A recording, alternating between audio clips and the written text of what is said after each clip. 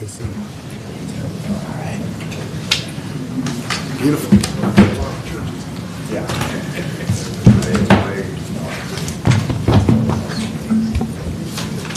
Right, it having reached the hour of 5:30, I am calling the February 6, 2024 Modesto City Council meeting to order and ask the city clerk to call the roll. Councilmember Scutia-Brayton. Here. Vice Mayor Alvarez. Here. Councilmember Ricky. Here. Councilmember Bavaro. Here. Councilmember Williams. Here. Councilmember Wright. Here. And Mayor Zwalin. Here. Will everyone please rise for the Pledge of Allegiance, followed by the invocation from David Gingrich from Covenant Grove Church. I pledge allegiance to the flag of the United States of America and to the republic for which it stands, one nation, under God, indivisible, with liberty and justice for all.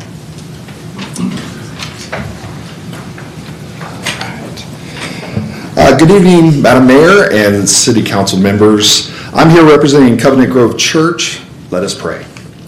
Dear Heavenly Father, we gather for today's City Council meeting as I pray over this chamber. We thank you for the service of both our elected and unelected City of Modesto leaders. I pray for them and their families and ask for the protection of each and every one of them. God, I pray for wisdom and discernment as they serve the people of Modesto. I pray that our city government can be bridge builders for our community and that they can serve all people with compassion and empathy. God, thank you again for each of these leaders here, and thank you for their servant hearts. Lord, bless each of them and their families as they serve your people. I pray this in Jesus' name. Amen. Amen. Thank you very much. Does the city clerk have any announcements? Yes, Mayor, just a reminder, public comment is 3 minutes, and there are speaker cards at the entrance of the chambers. Thank you. Do any of the council members have any conflicts of interest? And Mayor, maybe I'll make a comment here. Councilmember Williams does have a conflict of interest for item number 8 on the consent calendar related to the transit center. That is due to he owns property that is within 500 feet away from that project, and that's presumed to be a conflict under the law. Right, thank you. Will the city attorney report out on closed session, please? Yes, Mayor. The council met today under existing litigation items. No reportable action was taken. Great. Next on the agenda is a proclamation declaring February 11th through the 17th as Future Business Leaders of America Week. I will read the proclamation. Future Business Leaders of America Incorporated is a nonprofit educational organization whose first chapter was established in Johnson City, Tennessee in 1942, and Iowa became FBLA's first state chapter in 1947. And FBLA includes more than 200,000 members and advisors in 4,600 chapters nationwide in middle schools, high schools, colleges, universities, career and technical schools, and private business schools. And FBLA is a professional business organization dedicated to bringing business and education together in a positive working relationship through innovative leadership and career development programs. And members of FBLA perform community service activities and strive to build the students' understanding of the realities of the modern business world. And FBLA teaches students basic business and leadership principles and assists them in the transition from school to work. And now, therefore, I, Sue Zwalin, Mayor of the City of Modesto, do hereby proclaim February 11th through the 17th as National Future Business Leaders of America Week in the City of Modesto, and urge all residents to celebrate the significant contributions of Future Business Leaders of America and its members to the enhancement of education and the promotion of business leadership skills among the youth of our community, dated today, the 6th of February, 2024. So accepting this proclamation will be Leena Gupta, Vice President of the Future Business Leaders of America at Grigori High School. Would you like to make a few comments? Welcome.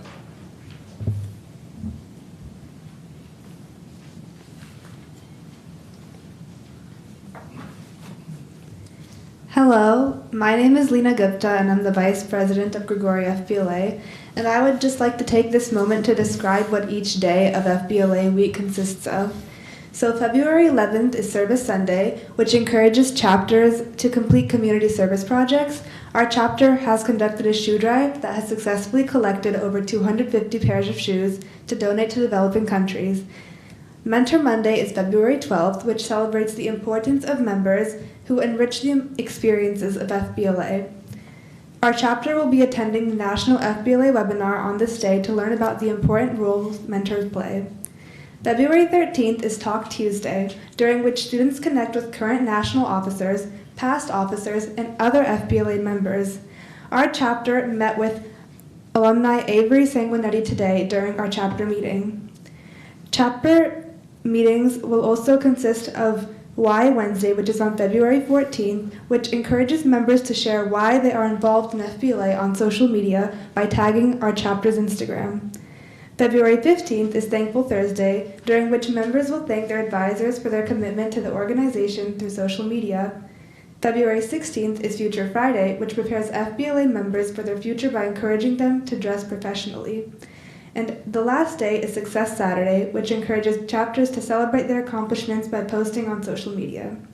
Overall, FBLA Week is a great opportunity to promote business, professionalism, and service within high schoolers in our community, and we greatly thank the City Council for accepting our proclamation request. Thank you. You're welcome. Just stay right here for a moment. Are there any comments from council members?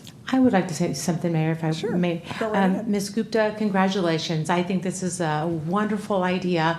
I love how it was generated from your group. It's very fun, it's very thoughtful, and it helps develop and strengthen the skills that we'll see you all through your lifetime. And it's a wonderful, I hope it continues after you students have graduated. Congratulations. Thank you so much. Sure. I will briefly describe a little bit about how this transpired. This group from Grigori High School personally invited me ahead of time to come to speak to their group at Grigori High School. I went, talked a little bit about a day in the life of being mayor and on the council and what we do. Then I was asked if they could possibly have a proclamation for this week, and I said, well, there's a process that we have to go through, and within about 10 minutes, Lena was on her computer and had already filled out the request, and of course, this all happened without any intervention on my part. She took the initiative to do that. I did not guarantee that it would happen because it goes through our city clerk, Diane, but here we are. So it worked, and I commend you for taking the initiative to push that forward, and I'm grateful that you were able to be here this evening to accept this proclamation. Are there any other comments? I was also very impressed with your group and their questions and enthusiasm, and of course, as always, dressed to a T in business attire. So I will come down now to bring the proclamation, and we'll take a picture. Thank you for being here this evening.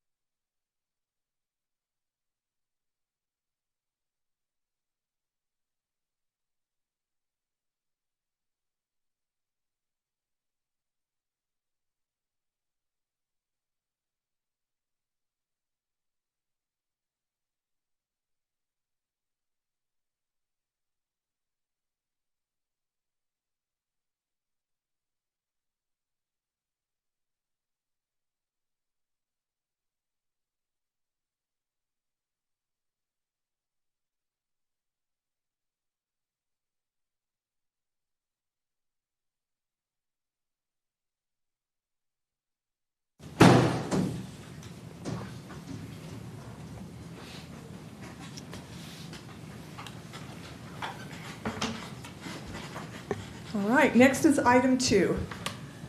Consider approving the appointment of Cecil Russell as the Planning Commission representative to the Citizens Housing and Community Development Committee for 2024 with the term of expiration of December 31st, 2024. Does council have any questions of staff?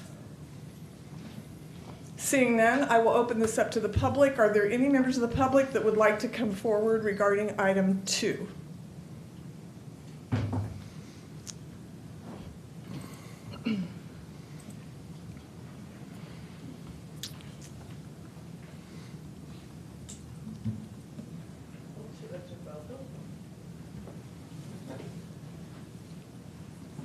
Hopefully my time hasn't started yet, but you know, my time here usually does as soon as I get up off the chair.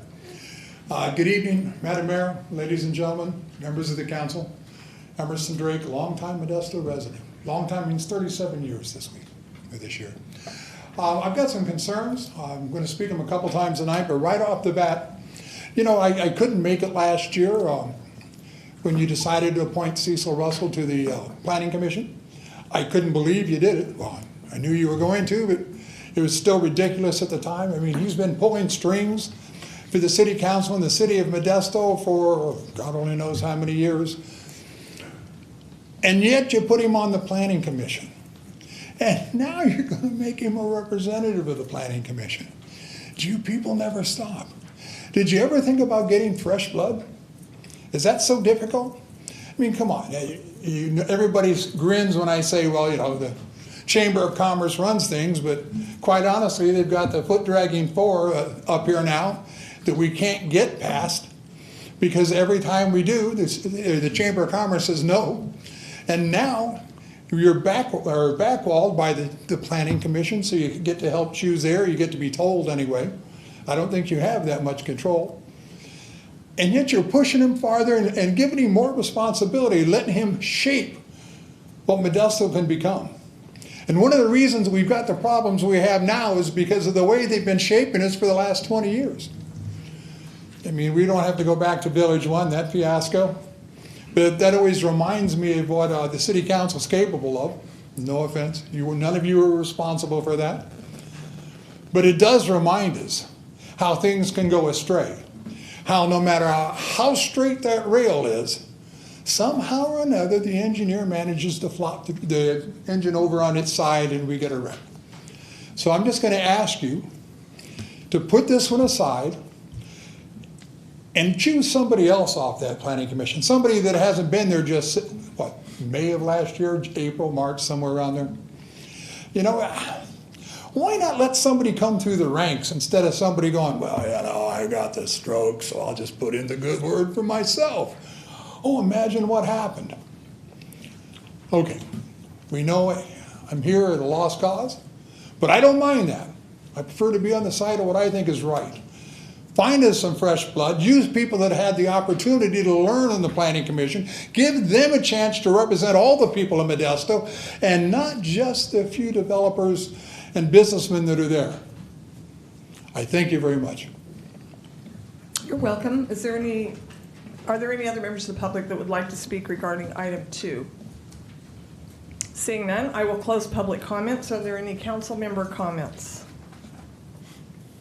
All right. I have one comment, Mayor. Pardon me? Just Go ahead. briefly on Emerson. Emerson, I agree with you there. All right. I have consider approving the appointment of Cecil Russell as the Planning Commission representative to the Citizens Housing and Community Development Committee for 2024 with the term of expiration of December 31st, 2024. Do I have a motion? So moved. I have a motion by Councilmember Bavaro. Second. Second by Councilmember Wright. Will the clerk please call the roll? Councilmember Gutierrez. Aye.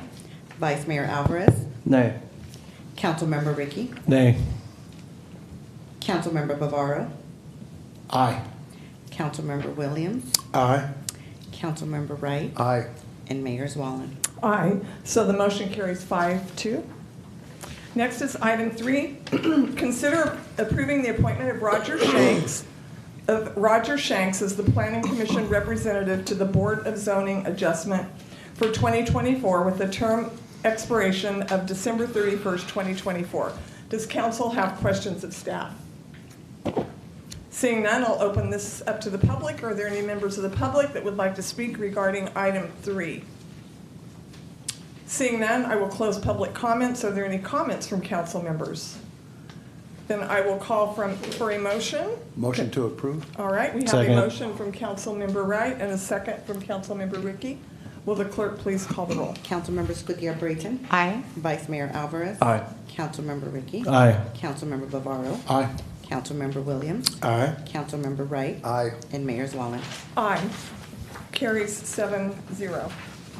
Item 4, consider reappointing Chris Murphy, Pervez Khan, Angela Kanyamia, and appointing Damon Robbins and Helda Paulus to the Visit Modesto Board of Directors for a 2-year term from January 1st, 2024 to December 31st, 2025. Does council have any questions of staff? Seeing none, I will open this up to the public. Are there any members of the public that would like to come forward regarding item 4?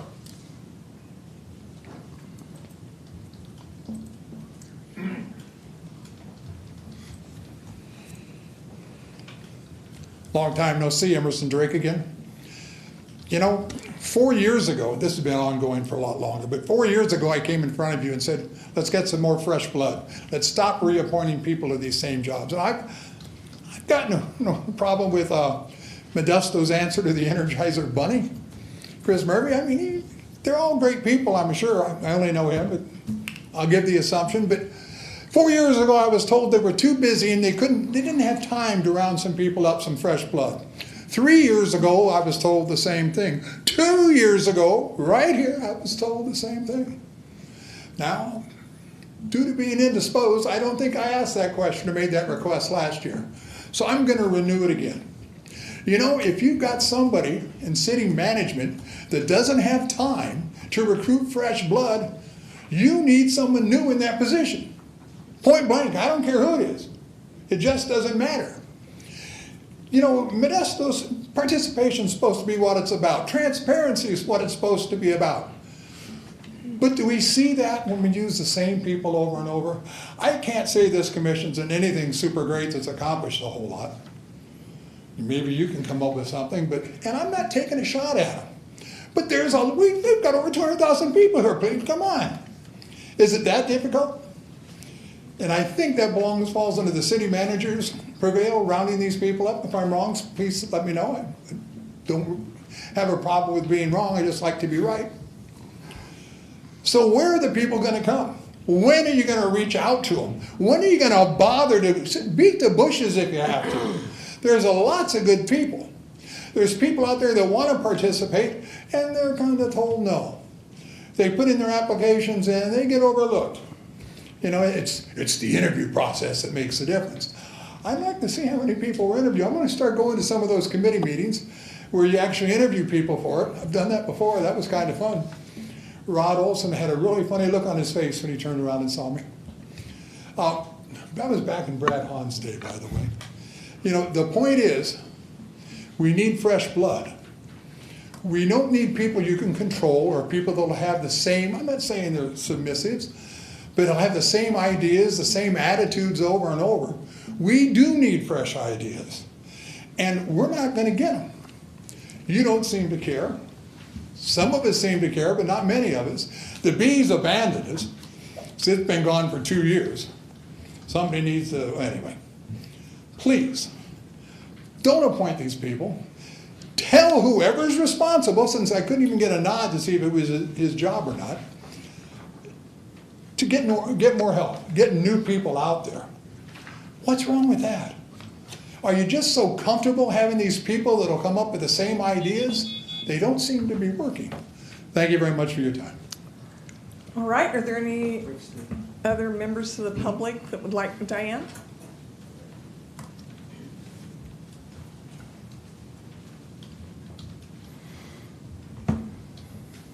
Diane Cruzy, Modesto. I don't know these people named on here, but I do agree with this gentleman that just finished talking. And also number two, should have gotten up, I guess, and said something.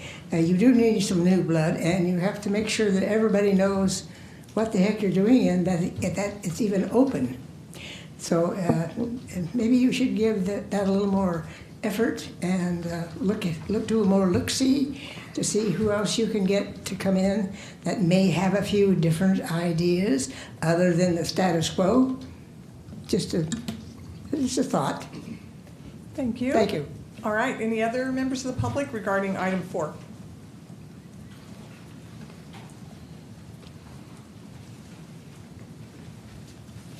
Mayor, council, you're probably wondering why I'm coming up here for this one.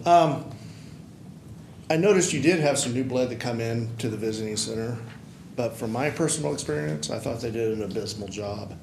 When Graffiti Week comes around, you go in there, you're hoping to find literature, brochures and stuff about our big event, and you didn't find anything. Although I went to the Modesto Chamber of Commerce and I found stuff there. A lot of people don't know about the museum as of yet. So people do go to the visitor center to get information about what's in Modesto. When I went in there, I saw stuff for all the other counties and other tourist attractions, but not very much for Modesto. And I was a little disappointed when I encountered that because you brought in new blood for that. I figured they would be more astute, but I didn't see it. Matter of fact, they were closed more of the time than actually open. So Chris Murphy, he's a great asset, along with some of these other members. But I would consider that thought too. When people say bring in new blood, well, you did bring in new blood for dealing with that, and I think they've done an abysmal job. They did poor planning for the graffiti parade 2 years ago. They've done poor planning again last year. You had a really stellar person, which is Jennifer, everybody knows. She did an excellent job for many, many years, but I understand that it's time for her to move on to do other things. So that's something to consider, and I just want to give a little input from my personal experience. Thank you. You're welcome. Anyone else for item 4 from the public? All right, seeing none, I will close public comments. Any comments from council members? Council member Bavaro. Thank you, Mayor. I agree, Emerson. We do need to get more people involved in the process. And hopefully the message gets out. Maybe people are listening tonight, will want to get involved with their local government. With regards to appointing Chris Murphy, actually Chris Murphy is a valued asset to the city of Modesto. He's done so much for the city, I wouldn't even know where to start. So in defense of him, I would not put him in the category that you're putting maybe some of the others. That's all I have to say, Mayor. All right, any other council members? Chris Rickey. Thank you, Mayor. I think, Emerson, you make some good comments, and it's kind of nice to have you back, man. I enjoy your comments a lot, but you talk about some of these things like the challenges we've had as a city getting new people to participate in government, right? And I'm excited about what our city government has done to respond to that. They are working on new programs that will market the city better and reach out to people more aggressively. And we've seen that, like we did a little test on like landmark preservation, for example, and we were able to get a bunch of new people on that in a relatively, quick amount of time, right? And I feel like some of the new programs we have for marketing are going to really address that, which is very cool. And I also agree with Councilmember Bavaro that a lot of these people on Convention and Visitors Bureau, I think they've been doing a pretty good job. I mean, I look at the article about Modesto in the New York Times talking about how we're, a really great destination. Good Housekeeping did an article about us. Like, hate all you want, people, but like Modesto's actually a pretty cool place to live, and we've got some pretty cool stuff. And I love the fact that our Visitors Bureau is blowing that out there to the public rather than the only thing people talking about is Lacey Peterson from 20 years ago. Okay? So I think that's probably enough for this. All right, any other comments from council members? Seeing none, I'll call for a motion. Consider reappointing Chris Murphy, Pervez Khan, and Angela Congiamia, and appointing Damon Robbins and Helda Paulus to the Visit Modesto Board of Directors for a 2-year term from January 1st, 2024 to December 31st, 2025. Do I have a motion? Motion to approve? Motion by Councilmember Wright. Second. Second by Councilmember Scudia Brayton. Will the clerk please call the roll? Councilmember Scutia Brayton. Aye. Vice Mayor Alvarez. Aye. Councilmember Ricky. Aye. Councilmember Bavaro. Aye. Councilmember Williams. Aye. Councilmember Wright. Aye. And Mayor Wallen. Aye. Carries 7-0. As noted on the agenda, public comment will only be in person. Zoom will still be available for viewing and wordly translation. Does anyone wish to speak on any item under public comment? This is for items not on the council agenda. You have 3 minutes to speak. Anyone wishing to address the City Council is asked to follow the rules of decorum. The rules of decorum are posted at the entrance of the chambers. I have a blue card from Diane Cruzy regarding homeless.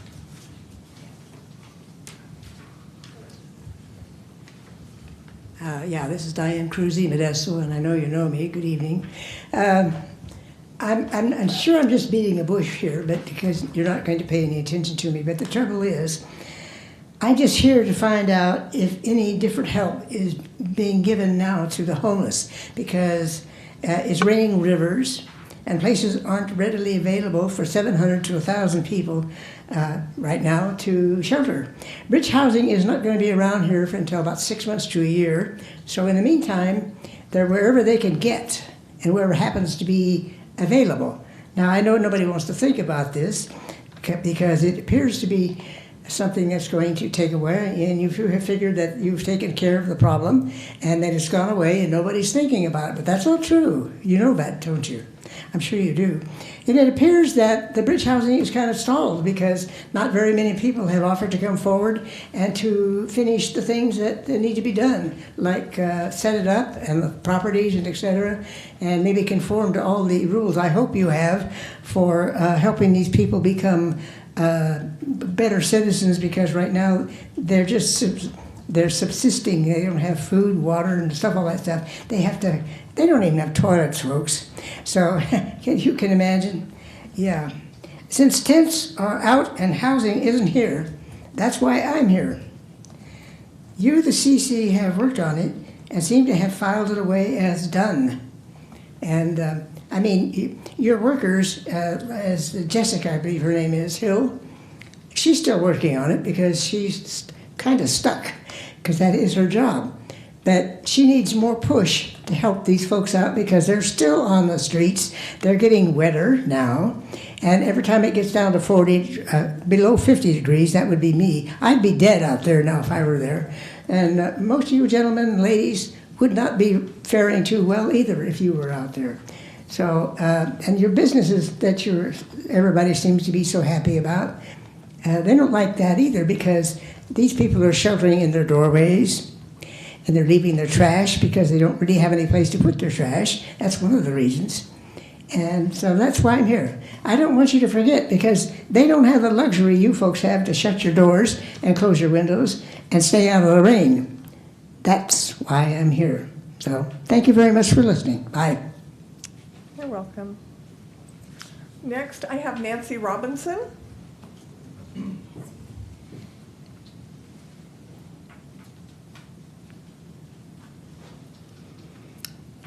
Good evening, Mayors Wallen and members of the City Council. I hope to be on a lighter note than the previous speakers. My name is Nancy Robinson, and I'm president of the Modesto Garden Club.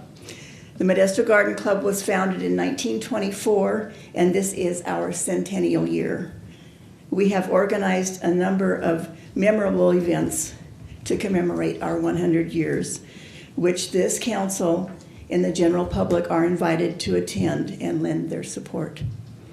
First, at 10 o'clock next Monday morning, February 12th, exactly 100 years after it was founded, the Modesto Garden Club will begin the year of celebration with a groundbreaking ceremony to bury a 25-year time capsule at the Centennial Garden, located at the Virginia Corridor Trail and West Orangeburg Avenue in Modesto. Speakers including our Mayor, Suze Wallen, Heidi Savage from the Downtown Improvement District and myself will be available to speak. If the council has an item you feel would be an appropriate addition to the time capsule, we welcome it. You may have noticed new Modesto Garden Club Centennial banners in 9 downtown Modesto locations. It's our goal to draw attention to the club in the community. Our 388 members are pleased to drive through downtown Modesto and view the display of club banners, and some of our members are here tonight. Second, those banners also announce our annual Spring Garden Tour, which is scheduled Saturday, April 20th. This year's theme is Serving and Beautifying Modesto for 100 Years. It is a public self-guided tour with 6 unique local gardens. Tickets cost $25 and are available for purchase at 7 local businesses, including the Garden Club office. Funds from the Spring Garden Tour make it possible for the Garden Club to continue the 100-year focus of urban beautification and preservation of green spaces. For example, proceeds support philanthropic projects such as scholarships for college-bound horticulture and landscape students, planting the flower clock adjacent to the Modesto Center Plaza, planting downtown pots twice a year, maintaining the Senior Citizens Center garden, and over a dozen additional philanthropic endeavors. Third, on Wednesday, June 12th, the Garden Club members will use their personal table settings to create a summer luncheon table viewing wonderland of unique and creative tables for the public to view at Del Rio Country Club. Fourth, the Modesto Garden Club is in preparation for our 4th of July float, where our club will be honored as the Grand Marshal, thanks to District 5 Council Member Jeremiah Williams. Our float theme will be 100 years and growing. What an opportunity to reach out to the community with 100 years of civic beauty in our local area. We appreciate the council's support as we enter this historic year for the Modesto Garden Club. Thank you. And are there any questions? Well, this is your time, but thank you for your presentation. Thank you. Mayor, I had a question, if that's all right. Can I ask a quick question? Do you guys maintain the clock license? Yes. That is one of our projects, and we had a time where we did not have anybody assigned to that. We just recently, within the last month, have a new member that is taking over that area. She has a committee. They're ready to go. We're waiting for the weather to be right to replant that area. I'm excited. Thank you. All right, thank you. And next I have a card for Laura.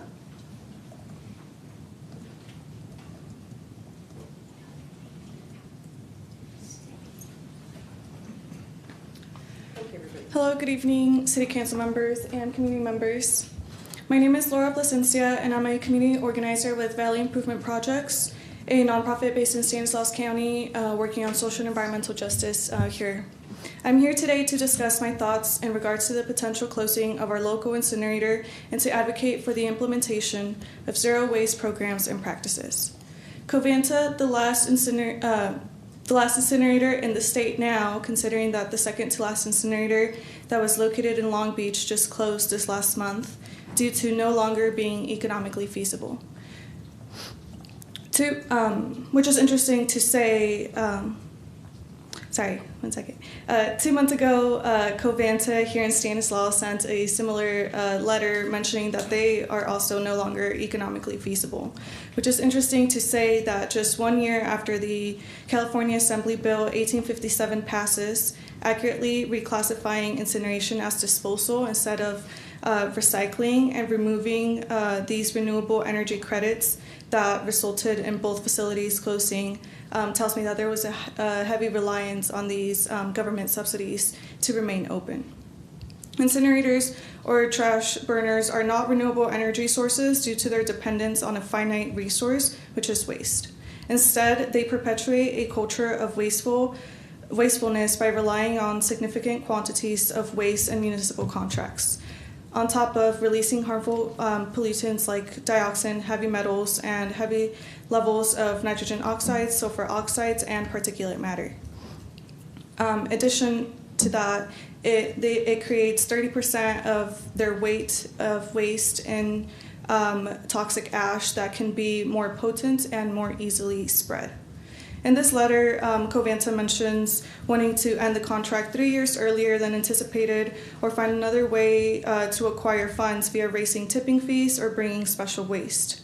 Considering their interest for ending the contract earlier and their fraudulent history with overcharging the City of Modesto and the county for processing extra waste, I am suggesting for the City of Modesto to use Covanta's wants to end the contract earlier to ensure that there is effective pollution cleanup accountability for the incinerator, ensuring that frontline communities are protected in the process. Additionally, I would like to suggest for the City of Modesto to adopt zero waste practices within the city goals and budgeting priorities, and to be open to more collaboration. Through VIP, there are lots of federal funds available to bring zero waste implementation to the county, but they are seeking county and community engagement. So we've sent the draft and an invite to me and to talk about this further. So we hope to hear back from you all to continue discussing zero waste practices in our county. Lots of community members are ready for change, and we are seeking more sustainable practices for our municipal waste handling. Thank you. You're welcome. Is there anyone else wishing to come forward to speak under public comment for items not on the agenda?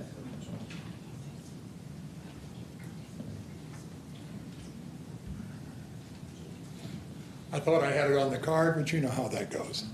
Emerson Drake again. Young lady, I agree with you wholeheartedly. If you want to see a funny contract, see the Covanta's original contract with the county. Somebody was getting paid off, no offense. They got so little back in the way of the electricity that was sold, it was unbelievable. And now they're actually considering it again. But when we talk about recycling people again and recycling garbage, Stephen Inslee was going to put a garbage burner right here in Modesto, over, I think it was in Plant 1, excuse me, across the street from 7. He got shut down by MID at the last little bit, but he was real close. We're going to bring import garbage, medical waste, from San Francisco and burn it here, like we get a lot of fresh air here, right? No, that doesn't happen, but he almost got away with it. MID had to cut him a check for, I think it was $2 million to get him to go away. But we've got a bigger concern, you know. When we talk about, we're looking at the warehouses being sold up in Salida, or the land anyway, excuse me. You know, that's 145 acres that you can put houses on. You can put businesses on if you want, but what's the least job generating business there is? It's warehousing. And they don't even have somebody to move into this. This is all on spec. I mean, I wasn't surprised that the county was going for this, but when I found out that Modesto Sewer was bidding and offering, I don't know, bidding might be the wrong term, but offering to supply sewer services inside the Salida plan, when Salida has a sanitary district, I started wondering what the heck's going on. Why would we want to spend our money to build a sewer out there when there's already a company that would do it? I mean, it's their area, why are we wanting to do it? But yet we're wanting to. You have to ask yourselves why. One of the reasons is that old school, Cecil Russell again. We've been doing this for a long time, and just like this young lady's comments about the homeless, one of the reasons we've got this issue going on, and it wasn't settled 4 years ago, was because of the Chamber of Commerce and Cecil Russell. You can agree, you can disagree, but it's a fact. You know, you're so money conscious. You know, we've been broke for like 5 years now. You finally got the tax going through, so you're flush with money. But all during that time, we were flushing $1 million a year at the Modesto Center Plaza, losing that money year after year because of the contract we gave to the DoubleTree. And when you had the chance just a few years back to go, oh, we'll do something else, oh no, somebody, the city manager, helped frame your ideas that this is a good idea to continue losing $1 million a year. I'm just asking, this doesn't make sense to me, but every one of you voted for it. You have to wonder, don't you? I sure wondered. You know, why don't we just hire Reagan Wilson and let him sell us? You know, I just can't believe what's going on here. Yeah, I'll be back again. You probably won't. You'll get tired of seeing me. But I'm going to be asking you the questions that you're going to have a hard time answering. And when you see people that just happen to be here that I've never met in my life, go, hey, that makes sense. How many more do you think are out there? I apologize for running over. Thank you very much for your time. All right, anyone else wishing to come forward regarding items not on the agenda?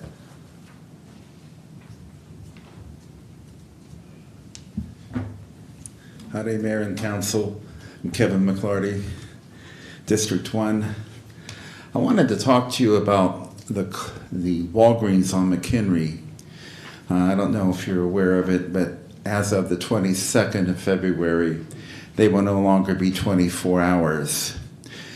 And so my concern is, did they have a contract with the city of a promissory type contract that they will remain open 24 hours as a pharmacy to provide for the needs of patients at Memorial and Doctors Hospitals? And the reason I'm asking this is because if they do have a contract to be open 24 hours, then by no longer being 24 hours, they are going to be in violation of that contract. And if they are in violation of that contract, are they allowed to do that? Now, I understand that Walgreens probably has had some problems with theft and other things, but do they have the right to just arbitrarily say, well, we're not going to be 24 hours anymore? And if we have a contract with the city, well, I guess that's just how it is. I don't know if you're aware of the fact that CVS, their pharmacy closes for several hours each night. And I'm very concerned about accessibility to medication for patients at doctors and memorial hospitals because neither one of them has a pharmacy. So what is somebody who's released from the hospital at 3 in the morning and needs to pick up medication supposed to do? Where are they supposed to get it? The only two places where they can possibly get it are the Walgreens on McHenry or the CVS on McHenry. The Walgreens on Coffee has not been open lately after 11 o'clock at night because of staff shortages. So the city is being left unprotected in terms of pharmaceuticals and the need for medications for patients, some of whom may be in life-threatening situations. And I'm wondering, are we going to remain in this modality, or is there something that can be done about it? Does Walgreens have a contract? Can they be held to that contract? And if so, then can we do that? And if it can't be Walgreens, can it be another pharmacy? But somehow or other, the city has to be covered in terms of 24-hour access to pharmaceuticals. Thank you. You're welcome. And I would ask for you to give your contact information to Forrest Ebbs, and we can get back to you with the response. Okay. To whom? Forrest is right here. Thank you very much. Any other members of the public regarding items not on the agenda? Thank you, sir. All right. Next on the agenda is consent items.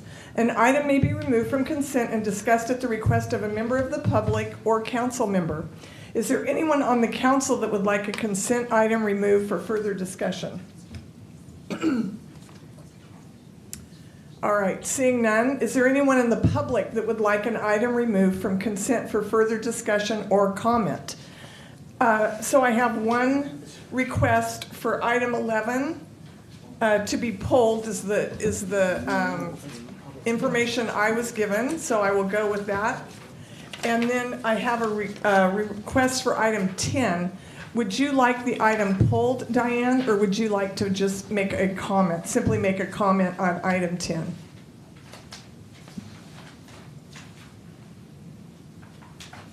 Well, until I got here, I didn't even know this existed. So when you think about pulling, are you saying that you would have to reconsider it? Well, we would pull that item and have a staff presentation and then vote on it after that. And you would have an opportunity to comment on it at that time. Well, see, my comment is the fact that I don't see anything on this purchase of all these vehicles. Are they going to be electric or are they going to be gas? Okay, why don't we go ahead and pull it I guess then that's you what I can want ask then, for the because clarification. I don't see it here, and I don't know if it belongs, but our error is bad enough that we don't really need to add more of it. That's why I'm commenting. All right. Would you like it pulled, or? Yeah, right. You want, You okay. need to reconsider however this contract is. All Yeah, right. Thank definitely. you. Thank you. Thank you very much. You're welcome. So we were pulling item 10 and 11, and we have item 8. I believe it's item 8, yes. Yes. That Councilmember Williams will not be voting on. So will the clerk please read the consent items. Item 5, consider approving the minutes from the January 23rd, 2024 council meeting. Item 6, consider approving final adoption of ordinance 3777 CS, adopting a precision plan for Village 1 Precision Plan, area number 35, south, with amendment of section 18-3-10 of the zoning map to rezone from specific plan holding zone to specific plan property located east of Claus Road, south of Mills Road, and north of East Briggsmore Avenue, D.R. Horton Bay Incorporated. Item 7, consider approving the recommended budget adjustments to fiscal year 2023-2024 annual operating CIP budgets. Item 8 was removed from consent. Item 9, consider approving the amendments to the portable toilet rental services agreement to increase the amount by $35,000 for revised total amount not to exceed $618,250 over the term of the agreement with Sun Valley Portable Restrooms Incorporated out of Turlock and United Site Services Incorporated from Modesto. Item 10 was removed from consent. Item 11 was removed from consent. Item 12, consider accepting an informational report on the July and August 2023 grant applications and awards. Item 13, consider accepting specified grant funds from the State of California Budget Act of 2023 in the amount of $400,000 for the Awesome Spot Playground and recommending the submittal of a grant application. Item 14, consider approving a First Amendment to the agreement with Mark Thomas and Company Incorporated for additional tasks related to construction documentation and bidding and construction support for the Virginia Corridor Phase 7 project for a new total amount not to exceed $646,305. Item 15, consider the submission of 2 grant applications to the United States Bureau of Reclamation's Water Smart Grant Program. Item 16, consider approving the submission of a grant application to the Federal Emergency Management Agency's Building Resilient Infrastructure and Community Program. All right, may I have a motion to approve the consent calendar? Motion to approve all items except 10 and 11. All right, I have a motion. Do I have a second? Second.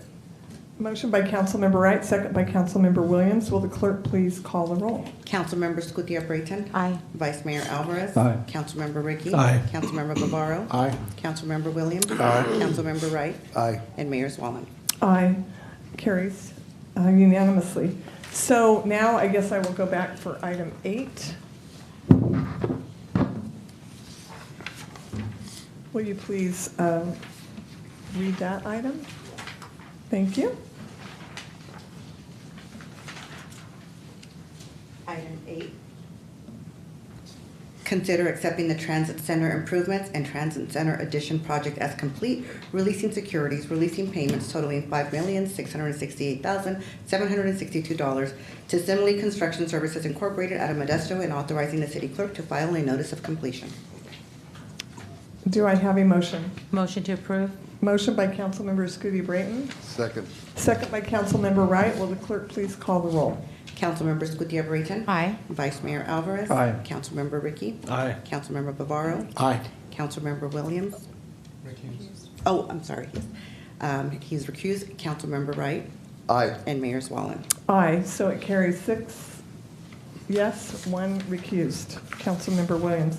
Next is consent item 10. Consider approving the purchase for various fleet addition and replacements for fleet vehicles, which includes 12 pickups, pickup trucks, 7 Chevy Tahoe Interceptors, 10 Ford Police Interceptors, and 1 telehandler forklift in the amount not to exceed $2,106,219. And we will have a staff report. Welcome. Good evening, council members. Deanna Christensen, Director of Finance. So as the mayor mentioned, we are requesting approval for the purchase of a total of 30 vehicles, that we are addressing the backlog of replacement vehicles that we are procuring and recommending to purchase. But the specific question that was asked about, again, whether these vehicles are electric, the answer is no, these specific vehicles are not electric. But again, we are very much aware of the CARB requirements that are coming from the state of meeting the requirements of maintaining a certain level of electric vehicles that we are required to maintain in our fleet. Obviously, the priority that we're looking at is ensuring that we have the proper infrastructure to deal with the electric charging. So again, in coordination with the Public Works Fleet Team, we are actively evaluating that to ensure we meet those requirements. But these specific vehicles are not electric. All right, thank you. Does council have any questions of staff? Seeing none, I'll open this up to the public. Are there any members of the public that would like to come forward regarding item 10?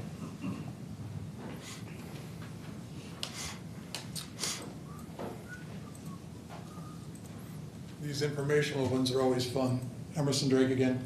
I'm just curious, how long will it be? I'm sorry, I was looking the wrong way. It's been a while since I was here, okay?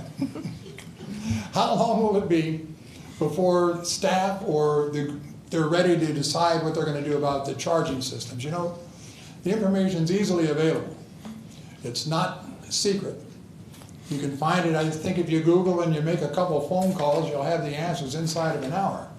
But you know, we can't rush the City of Modesto. They've got to take their time and buy what they want to buy before they're forced to buy something else. So, you know, I'm just going to ask the question, how long before we're prepared or ready to purchase those electric vehicles? Because we've seen it go on and on and on.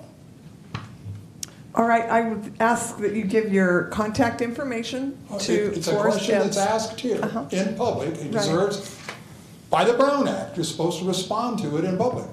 I don't want a phone call later.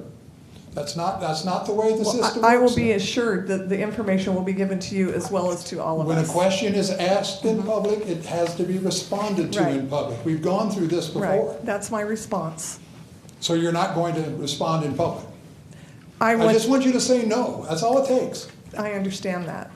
So, what's your answer? To get the information to you that would take time to accumulate and give a coherent response, I would request that you give your information to Forrest Epps, and then we will get that information to you. Okay, we'll do this at a future date. I asked the city attorney. I know you've reviewed the rules of recording, excuse me, it's been a while. According to what you have to do for the Brown Act, you know, if a question is asked in public, you don't get to shun it aside and surreptitiously let me know. The question's been asked in public, you're supposed to respond to it in public. Now, if you want to make it at a future date, at the next meeting or the 2 meetings from now, that's fine. But it needs to be responded to in public. Now, do you want to choose when that wants to be? Because I'm not going to accept it if you leave it open, ma'am. It's not the way to go. You might want to touch base with the city attorney. My suggestion, as it is with everyone from the public that would like more information, truly, we can get that to you. When a question is asked, you talk about transparency. This isn't transparent. This is the exact opposite of transparency. These questions, when an item's pulled, you're supposed to respond to it. You're actually supposed to respond to it quickly. But if you can't because you have to find out, you're supposed to respond to it in public. That's at one of these meetings. We've gone through this before. You actually were not forced. You agreed to it the last time. So you're saying you're not going to do it. Okay, my question is, if you want the information, that's how we can get it to you. I want the information, but your job is to respond to me in public, ma'am. Ask your city attorney. He's right there. We're paying a fortune for his opinions. If he tells me I'm wrong, that'll even be more fun. All right, it's up to you if you want to give your information to get the response. You know what? You and I both know the city has my information. I don't know that, but go ahead. The city clerk knows. Thank you very much. You're welcome. I'm going to make a formal request the next time. This is wrong. You know that. You just haven't been asked for your opinion, so you can't respond. Your time is up for this one. Next is item 11, which was pulled. Oh, sorry, I've got to finish this one out. Hold on.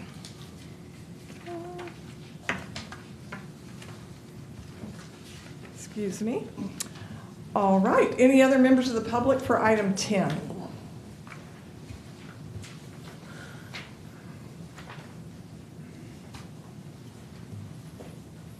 Mayor, City Council, I support if you guys pass this because we can't do knee-jerk reactions by certain people that don't fully understand the necessity for these vehicles currently. One, if you don't approve it, it cuts back on public safety. Two, it's another form of defunding the police, which I'm not a supporter of. So we need these vehicles in our community to help keep us all safe, but also to be there for other hazards that could arise. So I'm in support of this. The electric car issue, there needs to be more research done on it because I've done a lot of extensive research on it, and I'm not convinced that they are truly the true answer to deal with the issues at hand. There's too many safety problems with them that hasn't been addressed compared to these vehicles that you currently need now. They're ready, they can go and do what we need to have done out in our community. So I support it, and I hope you all do too. Thank you. You're welcome. Anyone else from the public to comment on item 10, consent item 10? All right, I will close public comment. City Council member comments on item 10. Councilmember Ricky. Thank you, Mayor. One thing I'll say on the electric car issue is just I'm encouraged a little bit by our police departments experimenting with some electric vehicles and trying to see if that's the future or if it's not. And so I like the fact that they're being open-minded, they're thinking about it, but at the same time, like in this case, they are, using the vehicles that they know are going to be effective for right now while they're still trying to get those answers. So I think that we're on a pretty good trajectory here. All right, any other council member comments? Do I have a motion? Motion to approve? This is for, all right, for item 10, we have a motion by Councilmember Williams. Right. That's right. Was it right? All right, Councilmember Wright. Do I have a second? Second. Second by Vice Mayor Alvarez. Will the clerk please call the roll on item 10? Councilmember Gutierrez-Brayton. Aye. Vice Mayor Alvarez. Aye. Councilmember Ricky. Aye. Councilmember Bavaro. Aye. Councilmember Williams. Aye. Councilmember Wright. Aye. And Mayor Zwallen. Aye, so it carries 7-0. Next is consent item 11. Consider accepting an informational report for the December 2023 Accounts Payable Payment Register and Void Report. And we will have a staff report. Good evening again, Deanna Christensen, Director of Finance. This item is our monthly report summarizing the checks or any other form of payment of transactions that were issued by our accounts payable area within the Finance Department for the month of December. These payments include payments to our vendors, deposit refunds, travel reimbursements, or employee reimbursements for city business, as well as the void activities that occurred for these checks. And I'm more than happy to answer any questions. All right, thank you. Does council have any questions of staff regarding item 11? Seeing none, I will open this up to the public. Any members of the public that would like to come forward regarding item 11? And I have one blue card from Emerson Drake. It gets acknowledged this time. Okay, that's a good time. Okay, I guess I'm wondering, as I peruse the many hundred pages there that you have to go through, it's attachment number 4, page 57 of 128. The PO is 263704. There are 5 items listed all under that same PO, and they're all to the same company. And I guess my question is, I noticed the invoice dates are September and October. And with this particular company, we've got a 30-day contract with them that says we're supposed to pay them in 30 days. Now, unless there's a new contract, I'm not aware of that. I think it's still the same one. And I guess my question is, when we had this issue before, they kind of danced around it. But in the past, sometimes our city attorney, Myers-Navi, let's go with that, insists that department heads don't get to see the signed, or get to see the entire invoice that they have to sign off on. They were actually blocked out for a long period of time.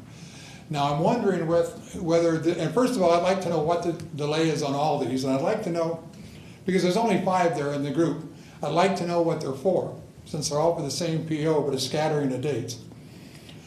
But are we still requiring department heads to sign off on invoices that they don't know what they're for because the names are blacked out? That's my first question to you, ma'am. All right, I will. With 1 minute and 21 seconds left. Would you like to ask me again what those questions are so that we know? Because you mentioned something about you wanted to know about all the questions. I mean, about the 5. Okay, I wasn't writing it all down. Well, so. the city clerk did. Now, if you want to hold my time back to the 1:20, I'll be happy to read them again. Okay. If you're just trying to, okay. Yeah. We heard you say that. Right. Page, it's attachment number 4, page 57 of 128. The PO is 263704. There's 5 invoice numbers. There's no reason to rattle all those off because they're all grouped together on that page. And I'm curious why the delay. I'm curious what they're for. And especially curious, a question that you can answer tonight.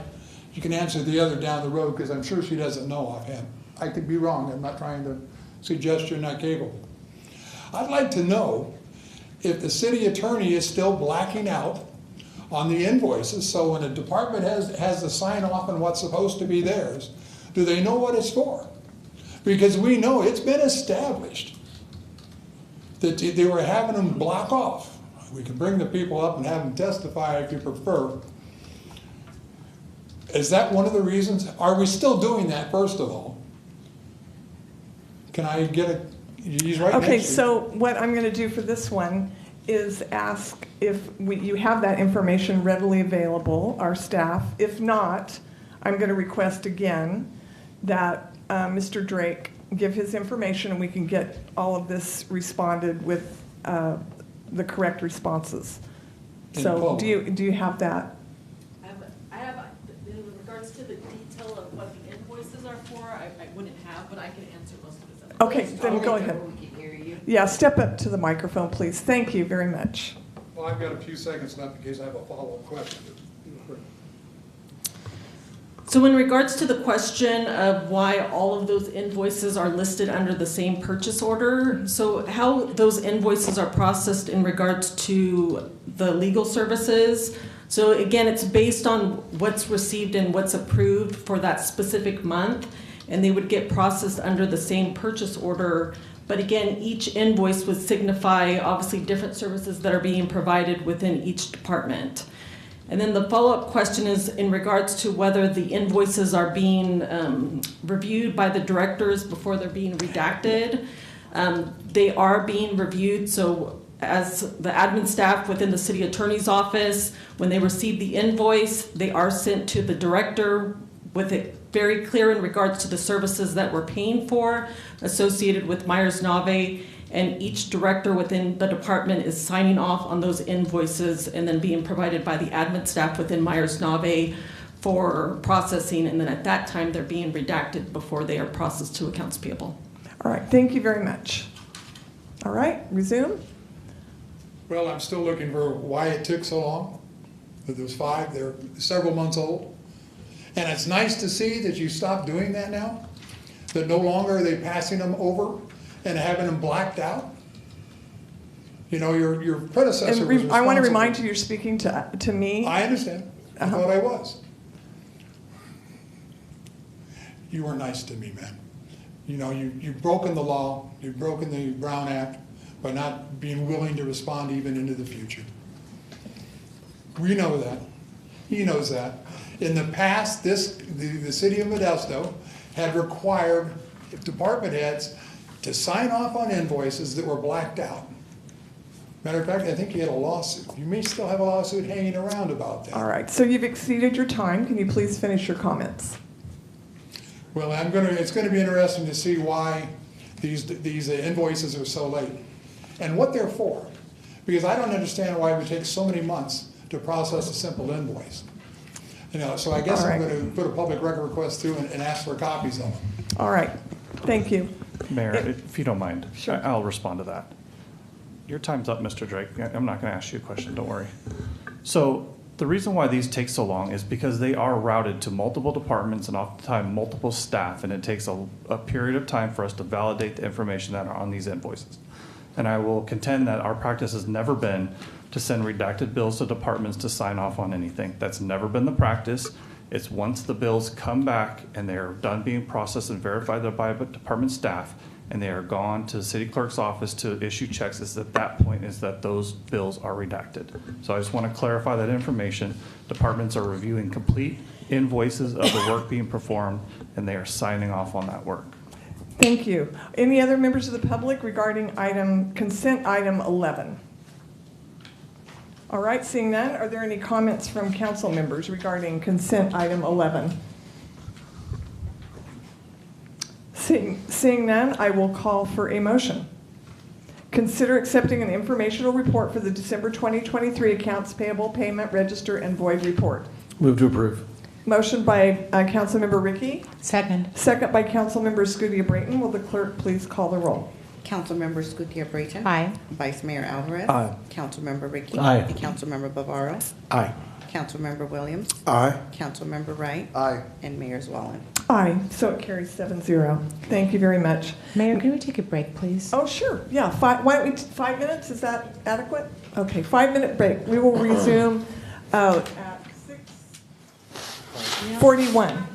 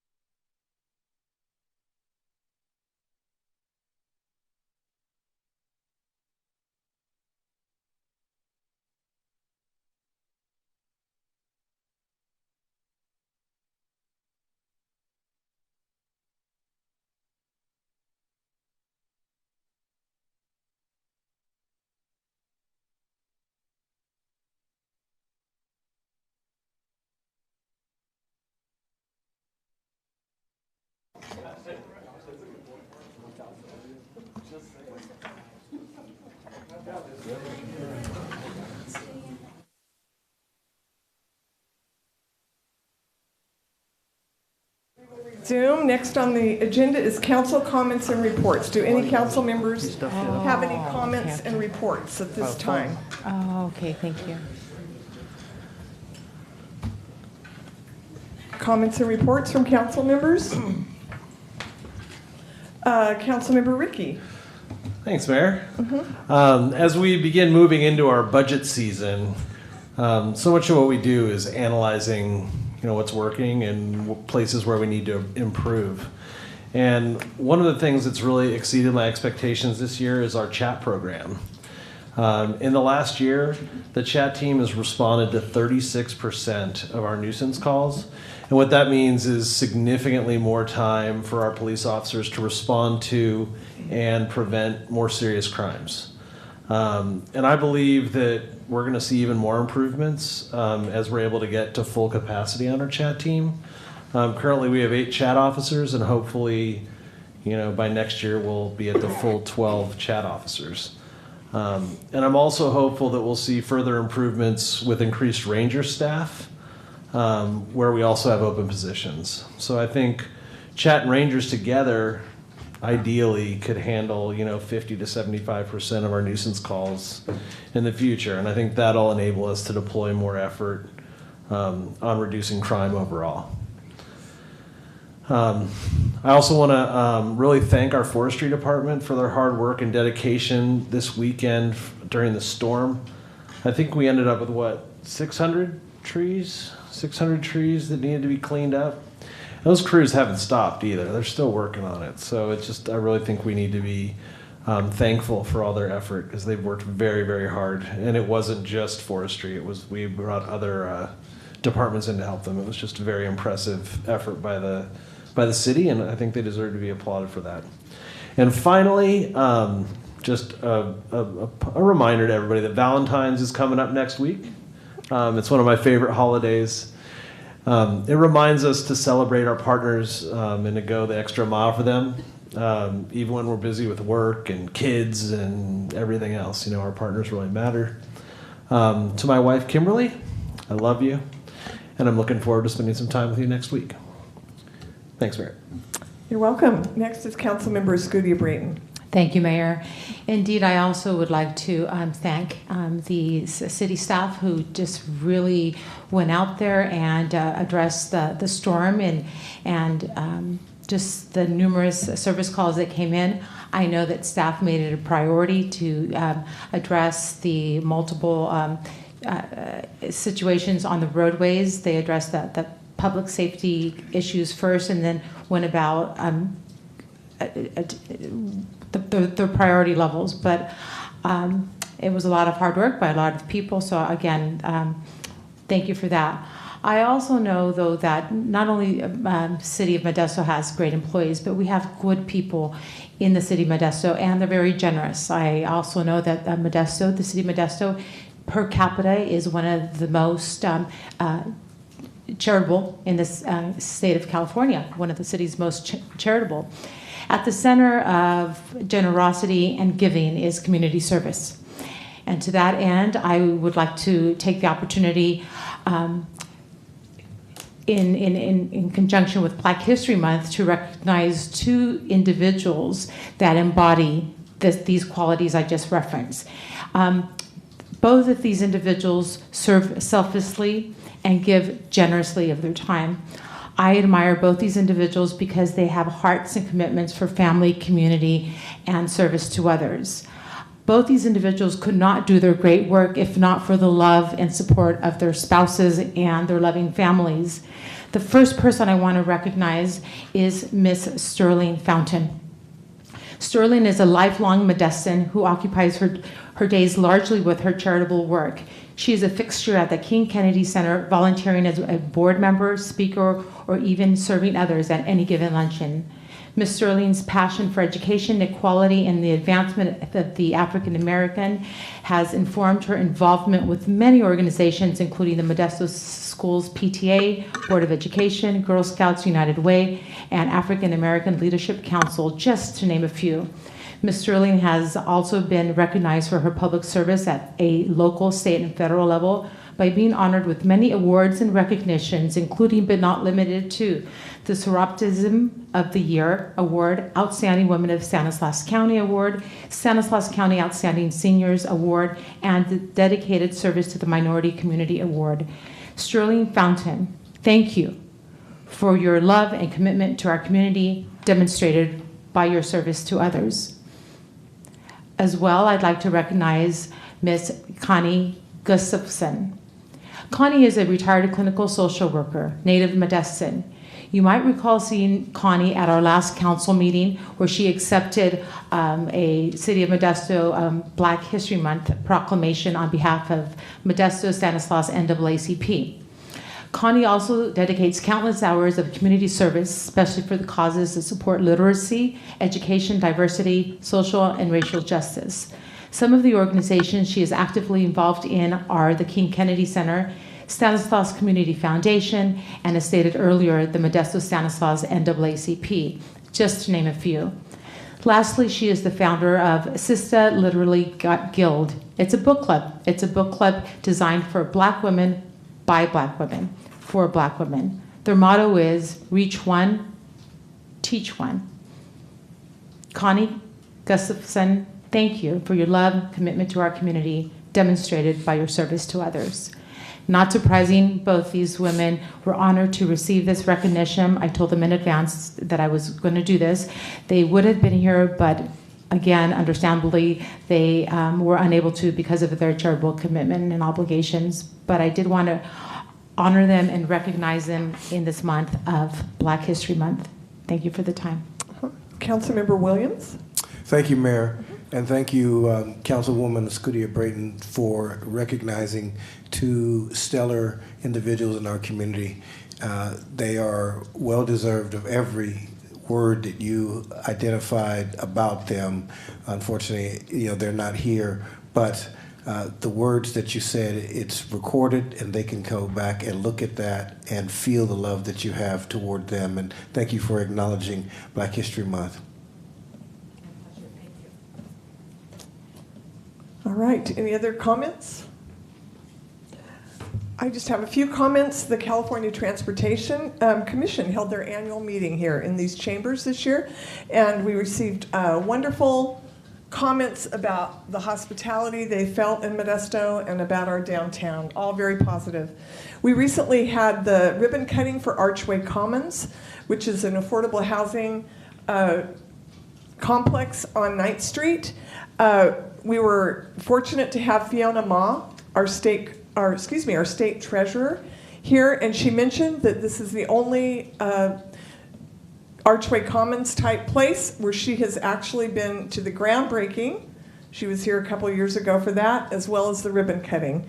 The stories that I heard from people that are living there, the residents there, one in particular was a single mother who had her son with her, who now attends Garrison Elementary School, which is close by. He was proud to be an attendee of Garrison, and she was happy that she now had a home. Another man was there on oxygen and pointed to the bridge over on 9th Street, and he said, I used to live under that bridge. And he was so grateful for this place to live and reside and to live a healthier life. Recently, I was invited to the 100-year celebration of One Church on Scenic Drive, and I was honored to be invited and help them celebrate that momentous occasion.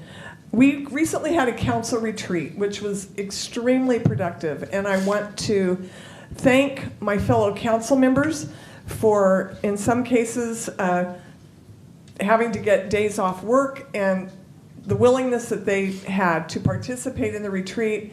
It was very helpful going forward with the work that we are attempting to do for our city. And we also recently had a delegation from Ukraine that I hosted here in council chambers. And they were here with sister cities who helped house them, provide dinners, transportation, so that they could learn how we do things in the United States of America and take that back to their country. Those are my comments. Councilmember Williams, more comments? Yeah, thank you, Mayor. In the light of Black History Month, there are some events that are taking place in our community. There's an empowerment luncheon on the 9th. On the 10th, there's a paint night celebrating Black hairstyles. And then on the 24th, there is an evening of Black joy at the State Theater. Also, Sankofa, who was honored earlier today at the supervisors meeting, is having a play called The Death of a Salesman. The Sankofa is a theater group that started here in Modesto, all African Americans, first African American theatrical group that is born right here out of Modesto. Will be having their their event starting the 16th, 17th, and 18th, and that will be at the Gallo Center. And so the 23rd at King Kennedy Center also will be having a Black History Month program as well. So that's all I needed to add today. Thank you, Mayor. You're welcome. Thank you. Any other comments from council members? Seeing none, does the city manager have any comments and reports? All right, next item on the agenda is new business. Item 17, consider reviewing, providing comment, and accepting the proposed internal audit work plan dated January 16th, 2024. And this report will be by our city auditor. Welcome. Good evening, Mayor and Council. Colleen Rosillas, City Auditor. In your packet tonight, we have our fiscal year 23-24 internal audit plan for your review and approval. This has been approved by the Audit Committee and forwarded to Council for approval. You've already approved the budget, so we're just looking at actually how we're going to use the budget this year. This plan is the result of a few pieces of information that we took in over the last couple of months as part of establishing the internal audit program, briefings with each council member, one-on-one interviews with department heads and a couple of other folks around the city to get a sense of priorities, opportunities, a review of a lot of documents, including budgets, your strategic plan, financial statements, a lot of operational data and reports as well. So we've developed a suite of recommended audits. These are focused on reducing risk and improving performance. I do want to note we have a couple of foundational projects underway. We have a citywide internal controls review that's underway, as well as an update of the city's fraud, waste, and abuse program. So our proposal for the rest of this fiscal year is to perform an internal controls review of fleet operations. That would include purchasing, warehousing, inventory management, a procurement performance audit. We'd look kind of cradle to grave at the city's whole procurement process to look at efficiency and effectiveness as well as controls. A property management review, so that would involve inventorying all the assets that the city owns and manages, and then evaluating those oversight and management practices. And then an update of an efficiency study that was conducted in 2016 of the solid waste and forestry divisions in Public Works. So that would be looking at implementation of those recommendations, what progress has been made, what's changed since then, and then identifying additional opportunities for improvement. These will all get started if you approve tonight, this month, and next, so that we can target them being finished by the end of the fiscal year. So I'm ready for your questions. All right. Does council have any questions of staff? All right, Councilmember Scudia Brayton. Thank you, Mayor. Thank you for that report. Does your work from your office currently have a presence, or will they have a presence on our city's website in terms of posting your recommendations and your work? Yeah, so there's actually a pretty robust city auditor page on the website, and we actually were just talking last week about when reports are final and making sure they get up on the website, making sure that they're transparent and easy to locate. Right now there are audit reports already there. Those are from your external auditor, so we'll get that section up and running as soon as we've got a final report for you. Excellent, thank you. All right, any other questions from council members? Seeing none, I'll open this up to the public. Are there any members of the public that would like to come forward regarding this item? Item 17. Good evening again, Emerson Drake. You know, I'd be curious if they'd add a couple things to the list. One would be to follow the invoices from when they're received to when they get signed by the department heads before they go back to accounts billing to see if they're actually not redacted. Be nice to see that. It's not that I don't trust anybody, but the old line is, I'm from Missouri, right? Show me. And that's what an auditor is supposed to do. And I can be honest with you, I don't have a lot of faith in a company as an auditor any more than I have faith in a company as a city attorney, because it's important. They need to keep the contract. She needs to keep the contract. To keep the contract, they got to keep the people happy. So how does that help us? It doesn't really. Not the people. Because we're getting assigned, look here, see if it's right. Oh, look here, see if it's right. Imagine the fact that it might be right in those two areas. What's between the two? I'd like to know where the city attorney has used his power to grind an axe against any lawsuits that they've had, put them off, cost. And the only reason I really care about that is because it costs the taxpayers money every time he does, he writes a pen, he charges, he takes a few minutes to think about it, he charges, as all lawyers do, not complaining about that. But I'd like to see if they've taken advantage of deep pockets, yours and mine, if you will, and decided to get even with people that they don't like. And if the city auditor wants to get a hold of him, I'd be happy to give you the name off-site of any people or lawsuits. Your comments need to be directed to us, not to her. Trust me. They are. You keep interrupting, don't you? You like to do that. My point is we need to follow up. We need to see.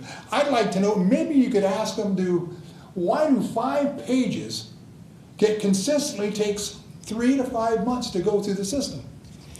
Every time I look at those invoices, you just scroll, look for the Myers-Navi, look for the invoice dates. There's 2 other big batches that I didn't even bother with, so I wasn't trying to drag things out. I saw some that jumped off the page at me. Because everything else are all like 30, 60 days. They're just consistent as a clock. Except for Myers-Navi, and I guess you could say they're consistent too, but only with themselves and not everybody else, because they're always late. How can something be so simple? They're not explaining much to them. It's an invoice. I'd love to see the invoice and see what information they have, but you know what happens when you get them? You can't read them. You think you're getting them from the FBI. It's all blocked out. They don't want, it's the truth. They don't want you to, I don't blame you. It's a good chuckle to me too. But that's the way they play the game. So maybe we could use an auditor and pretend that these people will actually accomplish something that isn't in your and their best interest. But it'd be curious to find out what they said. Because unlike the question that I asked earlier, when I was right, you might get a response. Thank you very much for your time. Mm-hmm. Any other members of the public regarding this item? All right, seeing none, I will ask for council comments.